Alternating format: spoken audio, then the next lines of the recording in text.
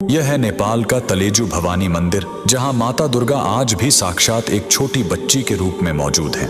आप जाकर उनके दर्शन भी कर सकते हैं, लेकिन यह साल में सिर्फ एक बार ही मुमकिन होता है, नवरात्रि के महीने में। दरअसल माता दुर्गा को मजबूरी में यह बाल रूप धारण करना पड़ा था। एक राजा के मन में आई पल भर की हवस ने देवी को अपना रूप बदलकर नेपाल की इस जगह पर विराजमान होने पर मजबूर कर दिया था। कहानी शुरू होती है उसी राजा से। सैकड़ों साल पहले नेपाल में एक बहुत ही न्याय प्रिय राजा जयप्रकाश मल्ल राज करते थे। वो अपनी प्रजा का बहुत ख्याल रखते थे और माता दुर्गा के बहुत बड़े उपासक थे। राजा की सच्ची भक्ति से माता इतनी प्रसन्न थीं कि वो हर रात एक बेहद खूबसूरत कुमारी का रूप धारण करके राजा के कमरे में साक्षात उनसे मिलने आती थीं। बंद कमरे में राजा और देवी के बीच पांसे का खेल होता था। खेलते खेलते देवी राजा को राज्य पर आने वाले हर खतरे से आगाह कर देती थीं, जिससे राज्य हमेशा सुरक्षित रहता था। लेकिन एक रात बहुत बड़ा अनर्थ हो गया।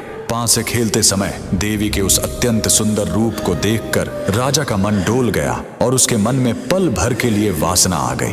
देवी तो त्रिकालदर्शी हैं, वो तुरंत राजा के मन का वो पाप समझ गईं। देवी भयंकर क्रोध में उठ खड़ी हुई और बोली, हे मूर्ख राजा, जिस देवी ने तुम्हारी और तुम्हारे राज्य की रक्षा की, तुमने उसी को एक साधारण स्त्री समझने की भूल कर दी। तुम्हारी इस अपवित्र सोच के कारण अब मैं कभी तुम्हारे सामने इस रूप में नहीं आऊंगी।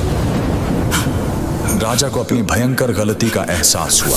वो भागकर देवी के मंदिर गया और चौखट पर गिरकर फूट फूट कर रोने लगा। पश्चाताप की आग में जलते हुए राजा ने अन्न जल त्याग दिया। उधर देवी के जाते ही पूरे राज्य में भयानक परेशानियां और संकट आने लगे। अपने भक्त को इस तरह तड़पता देख और राज्य को संकट में देखकर आखिरकार माता का हृदय पिघल गया। देवी ने राजा के सपने में आकर कहा, मैं तुम्हारी भूल क्षमा करती हूँ, लेकिन मैं अब कभी उस रूप में वापस नहीं आऊंगी।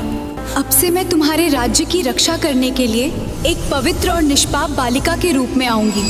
यही वजह है कि नेपाल के इस मंदिर में आज भी 3 से 12 साल की एक छोटी बच्ची को साक्षात देवी मानकर पूजा जाता है। और जैसे ही वह बच्ची 16 साल की उम्र यानी किशोरावस्था में प्रवेश करती है, तो नियम के अनुसार उसकी जगह एक नई बच्ची को देवी के रूप में विराजमान कर दिया जाता है। आज भी दुनिया भर से लोग इस जीवित देवी के दर्शन करने नेपाल आते हैं। तो कमेंट में पूरे भक्ति भाव से लिखें, जय माता रानी।